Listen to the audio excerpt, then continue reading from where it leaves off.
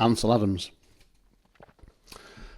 So I came across Ansel Adams quite early in my fledgling photographic career, and I think probably by accident. I think it was, we're talking 20 years ago, early internet still, search engines. I think Google was probably around starting to swallow up everything, but certainly wasn't what it is now. So I was probably fishing for some inspiration, trying to look at who was the best, who were the gurus, if you like, and came across Ansel Adams' work quite early. And I must admit, when I first saw his work, I think maybe because it was wholly film based, and I read quickly and discovered quickly that his processes were massive and quite long and quite arduous. I think initially I thought, oh, fuck that. Even though I thought his work was like, wow, wish I could make my work look like that now. Didn't quite know how to and whatnot. So I think Adams, for the first, 4 or 5, maybe even 6 years of my career, I was on a back burner. I was aware of him. I knew kind of who he was and what he'd done. But it was certainly a back burner. And it was only really when I figured out that I needed to expand my skill set beyond what you might call basics or approach. It was slightly before, good few years actually, before I did my master's degree, where I was starting to think that way. I was starting to think, look,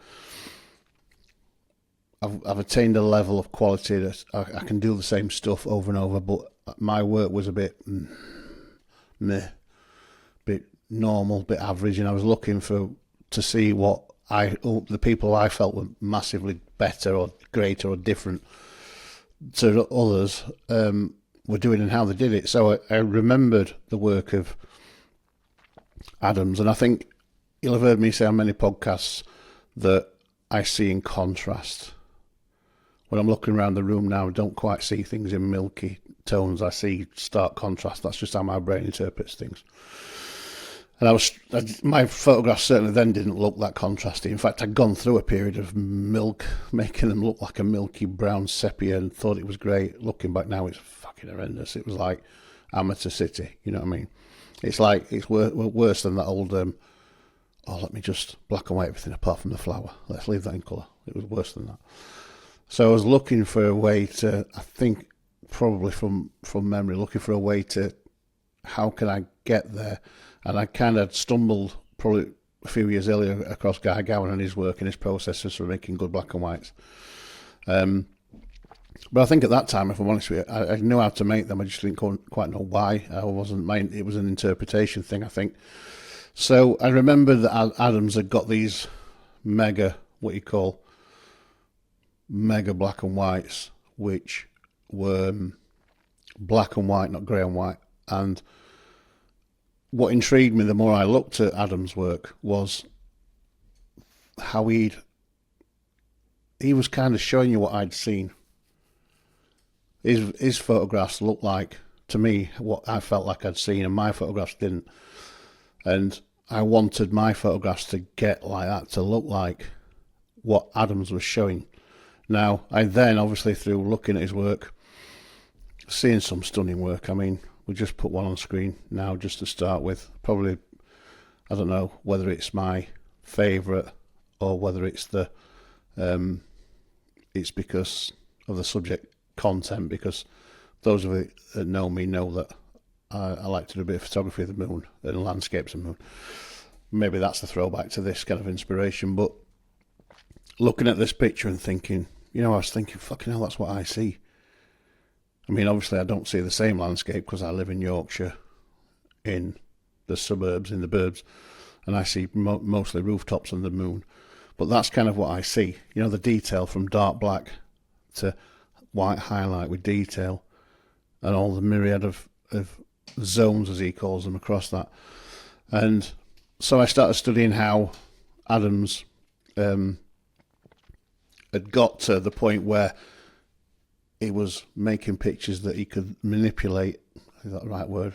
Or he could coax to get them to look like how he saw it. And it was a bit of a penny drop moment for me, from memory, because I hadn't really understood that. until this kind of time. And what I kind of took from that early initial Adams inspiration was something along the lines of, if he can get it like that, I can get my work to be like that. Sorry, just getting interrupted by the internet. Yeah, I was thinking, if he can present what he sees, I can do that. I just need to figure out how to do it. I know I've got the digital tools through Guy Gowan, but I wasn't quite pushing things there yet. So I started looking at our friend Mr. Adams and his processes, and you can't, if you're looking at the work of Ansel Adams, you can't fail to get to the point where you have to understand the zone system. And the zone system with Ansel Adams is the thing that kind of defines his look and the quality of work. And if you just do a quick scoot around just to find out a little bit about how he and his colleague came to present or invent, if you like, and utilise the zone system. It's Fred Archer was his friend's name. It's work of genius, and it's something that I, through all my photography work since what am I talking, late maybe 2009, 10, 11 kind of time. It's from that point on I started contrasting my work, whether it was a fashion, location, whatever, to look like what I had seen. And it was off the back of not understanding the zone system, because that's another piece of work entirely. It was understanding the limits within dynamic range and within presentation and within how to get a digital file there without ruining it, making it too noisy, etc. So I studied the zone system and Adam's work kind of hand in hand. I was doing some darkroom work then, but not massively, and I'll be honest with you, I didn't have the time or the inclination to do it digitally to the degree that Adams did. But there's a couple of videos out there, a couple of good documentaries on YouTube, I think, about Ansel Adams, or people retrospectively looking at Adams' work, and you can see his darkroom and his editing processes that were left set up, and the detail he went to on each picture to make sure he could do a print, another print. I can imagine that. Ansel's agent more like, I'd like that moonrise, can I have one? Yeah, I'll print it for you tomorrow. Can you imagine now? So we're digital, aren't we? We can get there, we can make the moon picture and we can just print it off. It's all saved. But then he would have had to go back, and he's making each picture individually, and I think he talks about some of that in his documentaries. So writing it down, making notes, and it's something that as a teacher I brought into my students' world, was even though you're doing it digitally, make notes of what you're doing. Until it's ingrained in your brain that heavily, you can't forget. Write down, make notes, it's good practice. Write down what you did and why and how. And that's everything from, when you're talking about darkroom work, from the temperature of the room to the water to all that stuff. Not so much heavily in digital, but there are other considerations, aren't there? Working on a different computer, different screen colours, different colour spaces. If you're printing your work on different printers, there's all that kind of stuff to consider and think about when you're making prints. So all of that kind of skill for me came from studying. And when I say studying, I mean actually studying to some depth Ansel Adams and his processes, particularly how, it's slightly different, isn't it? Because the zone system's looking at how light affects light sensitive paper, but the basics of it, I taught it digitally in layman's terms. There should be detail in the highlights, there should be detail in the shadow, and there should be detail all across the spectrum. And it's difficult because the camera only sees what you tell it to see. But with that approach in mind, keeping the zones, looking at the zones, thinking of your work in terms of zones and grades, and not being happy until you can see in your histogram that you're on the grade that you want. That's what I've always taught my students, and that's why I hope they understand the value of exposure rather than just, well, that's a nice picture, it looks great on that screen. And it all comes from Adams and me studying Adams in some depth over some years and doing some darkroom practice and failing fucking miserably. I'll be the first to admit I can never get close to doing anything remotely like Adams did with his own system in the darkroom. Nowhere near it. But I had a go at it and got to see and feel some of these processes and make the mistakes. But from a digital perspective, whether that's because I understood that better or I just grasped it easier, it's physically easier. It's from a time constraint perspective, it's easier. So I think I just flourished a bit more with the digital side of it because I had the ability to do it more easily, probably. So his influence visually stimulated me and definitely bled into my work. His technical and skill approach definitely influenced me, even though I did mine digital and his was all predominantly all film. That understanding, that kind of discovery, if you like, has been with me now for 15 years maybe, and I've not really changed how I approach my photography in terms of taking the shot, visualizing it, finishing the shot from an edit, making a print in that time from that influence.